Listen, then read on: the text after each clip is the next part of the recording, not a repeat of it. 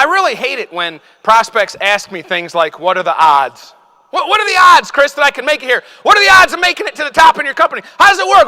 What are the percentages of people that make it? I hate those kind of questions because they're totally ill-founded. They come in from absolutely the wrong footing. They're not even valid questions. Because what you and I do is not an investment scheme. It's not an annuity. It's not gambling. It's 100% predictable for the person that builds it. What your companies do is provide a pay plan and a product, and then you build up the volume. That's it. If you don't build up the volume, no pay. 100% predictable. If you build up the volume, lots of pay. There's no odds. All the odds of you making it are on you. The only gamble here is you. Some company allowing you to put their logo on your shirt. To walk into someone's house and represent them, there's the gamble. Isn't that flipping it around a little bit? So you are about the business of building an asset. Well, what kind of asset? Obviously, it's not property. It's not paper, as in ownership in companies or stocks and bonds and mutual funds. It's not paper. It's not property. What is it? It's personnel.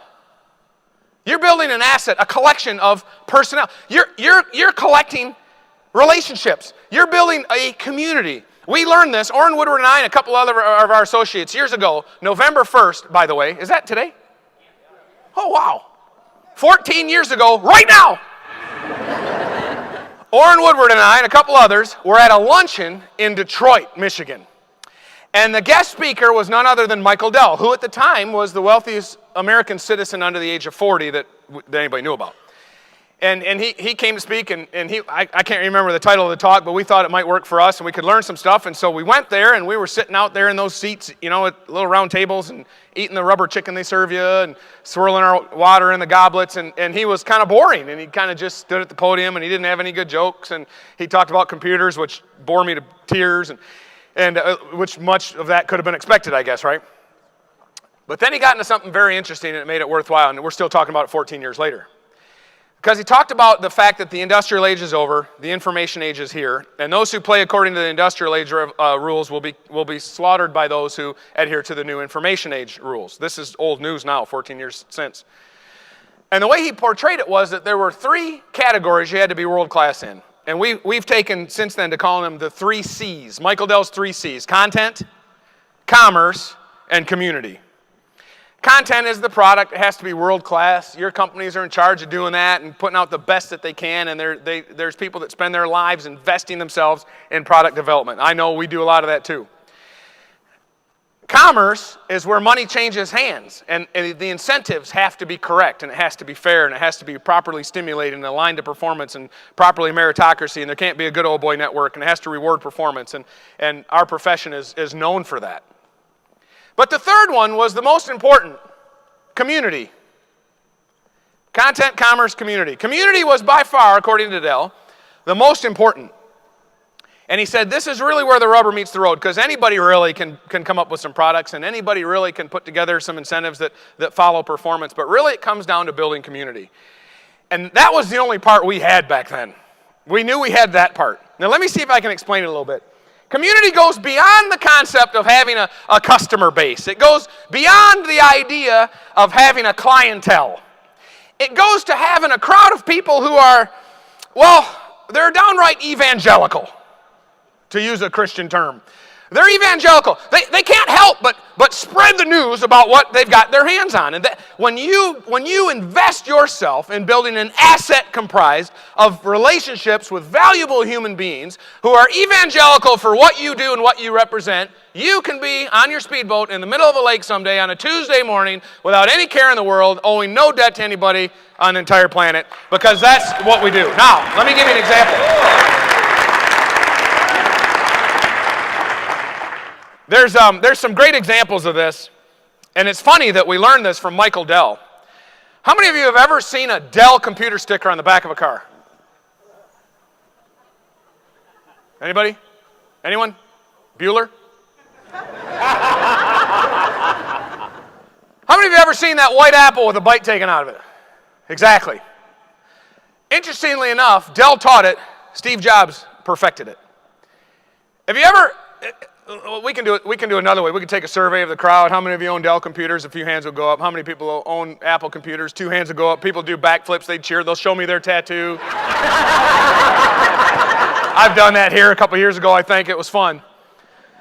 Somehow Apple created this community, this group of people that not only were they utilizing the products and buying the products, but they couldn't not tell you about how good they were. And quite frankly, if you didn't become an Apple customer too, you're stupid.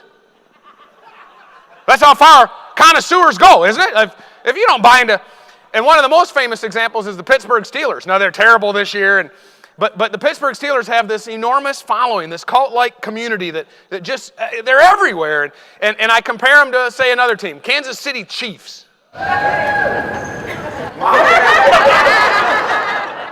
Now see, they're probably bandwagoners back there because the Chiefs are having their first good year since I was like 2. And I've never gone anywhere in the United States and had anybody go, woo, when you say Kansas City Chiefs. I could mention the 31 other teams, including the Detroit Lions. And there are poor, sadly deceived individuals that would cheer. But there's a few teams out there like the Chiefs. They have their home market, and they never do anything wrong. They never do anything right. You just kind of never hear about them. They're just the team your team plays, and they collect a win, or something. And I'm kidding. I'm a little bit of tongue in cheek here. Don't have everybody from Kansas and Missouri come mug me up here afterwards.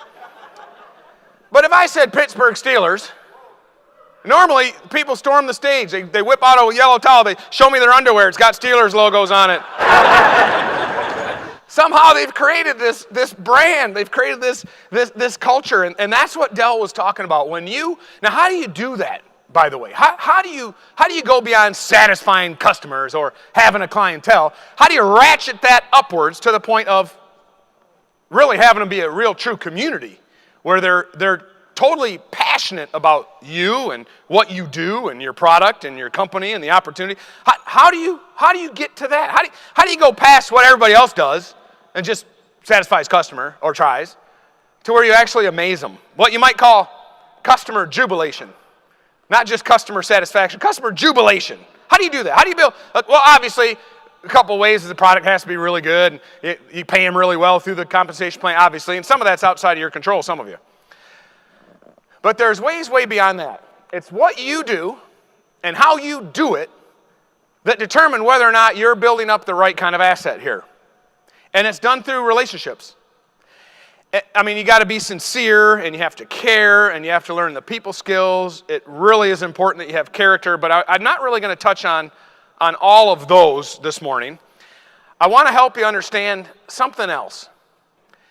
I heard a quote one time by John Wooden, one of the most successful coaches ever, UCLA basketball coach, whole bunch of accolades. Some say probably the best coach ever, for sure collegiate. And he said, if you want to have a winning team, he said there's only 2 things.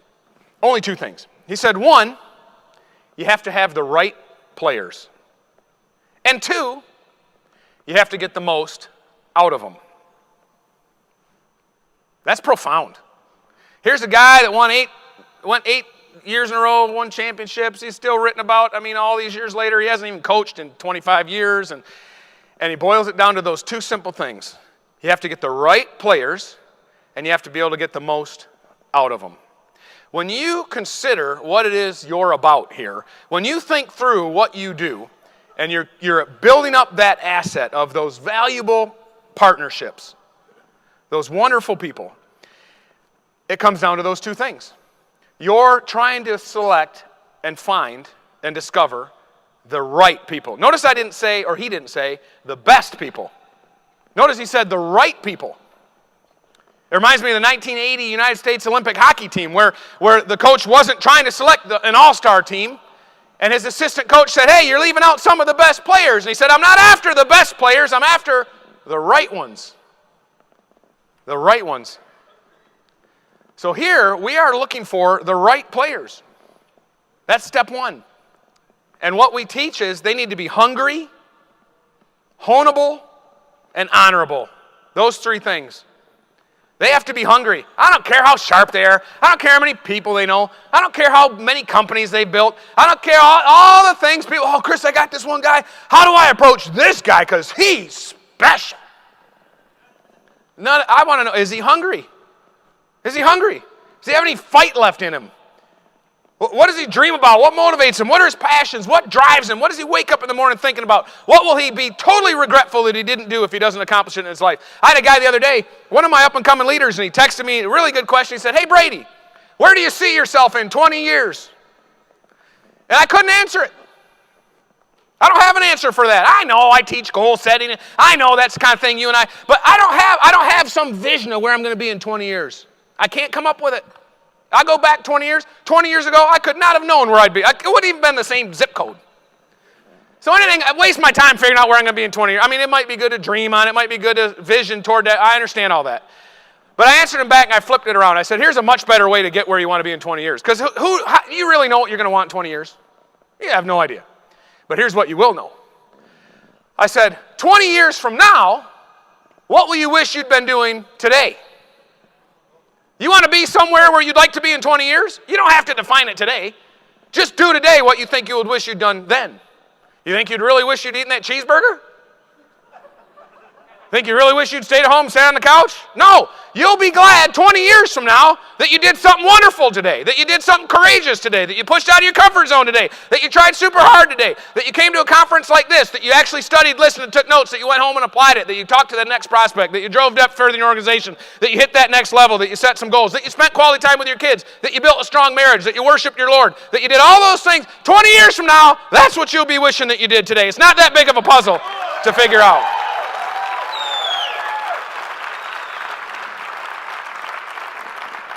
So when you're looking for the right people, that's how they think.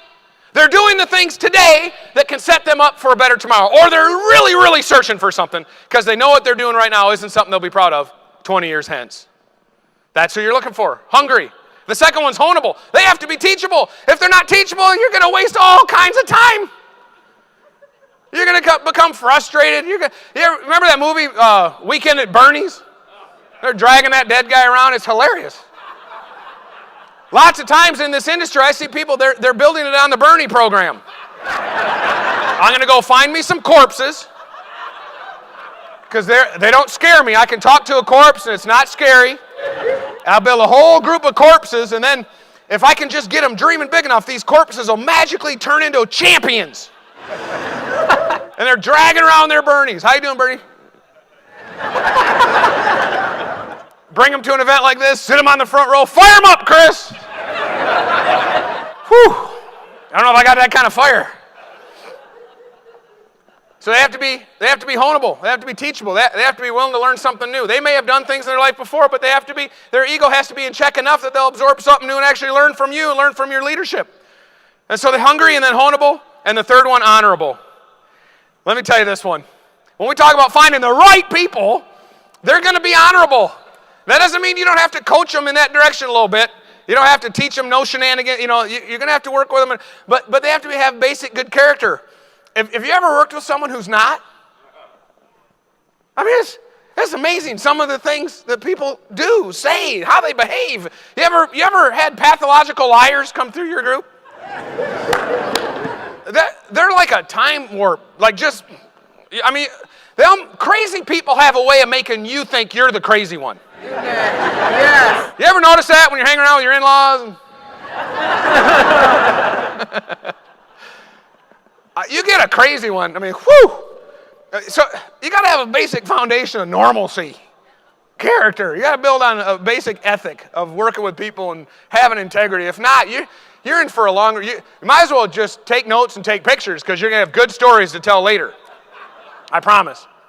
So hungry, honeable, and honorable. When you talk about finding the right people, that's the point. That's what you're looking for. You build up your asset of relationships and personnel. You're looking to find hungry, honeable, and honorable. And then, the second thing he said was be able to get the most out of them.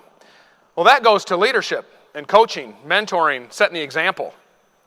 Being able to help them succeed, kind of helping them learn to think success and figure out what the language of excellence is, because most people don't come from an environment where the language of excellence is spoken.